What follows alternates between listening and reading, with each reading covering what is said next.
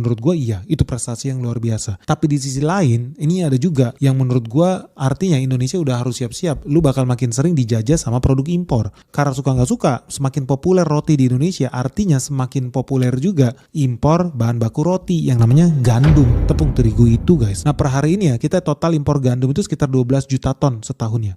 Itu nilai impor yang setara 60 triliun. Paling banyak dari Australia 15 triliun, Kanada 14 triliun, itu setara 2,5 juta ton gandum. Ukraina 11 triliun kita impor guys. Artinya untuk buat roti kita harus menggadaikan rupiah. Rupiahnya kita gadaikan kan, kita tuker dengan dolar. Dolarnya kita pakai buat beli bahan baku roti ini, gandum. Artinya makin banyak orang Indonesia makan roti, bisa makin banyak beban devisa kita. Karena makin banyak rupiah yang digadaikan. So lu harus pikir lagi, is this a good thing or is this a bad thing? Ya gue seneng kalau ada karya anak bangsa yang sukses bisa go internasional. Hopefully bisa, karena artinya ada nilai tambah lah. Apalagi kalau itu yang kita ekspor keluar ya. Kita berhasil ekspor bahan baku kita.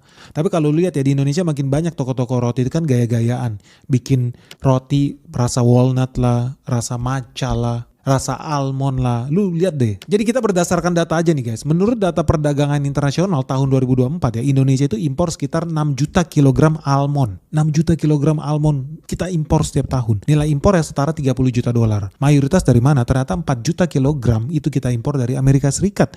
Nilainya hampir 330 miliar. Belum dari negara lain, Australia 164 miliar dan banyak lagi lah yang kita impor tuh. Ini baru almond doang. Yang lain misalkan keju lah. Lu kalau makan roti-rotian atau pizza lu pakai cream cheese. Cream cheese itu kita juga impor dari luar negeri. Teman-teman tahu nggak? Kita dalam 1 tahun impor tuh sekitar 9 juta kilogram cream cheese doang. Nilainya itu setara 43 juta dolar guys. Kalau rupiahnya sekitar 770-an miliar. Itu yang kita impor tuh cream cheese. Bagus nggak? Bagus ya, soalnya enak ya. Cream cheese siapa yang nggak suka cream cheese? Artinya di sini gue mau bilang ya, makin banyak orang Indonesia suka makan makanan bule. Artinya makin banyak bahan baku yang kita harus impor dari luar negeri. Bayar pakai dolar. Nah sebetulnya kita mampu. Jadi contohnya kayak sekarang lagi ngetren minuman matcha ya. Dibanding kita impor, sebetulnya kita sanggup kok bikin matcha. Matcha itu cuma tanaman teh yang diteduhin lah.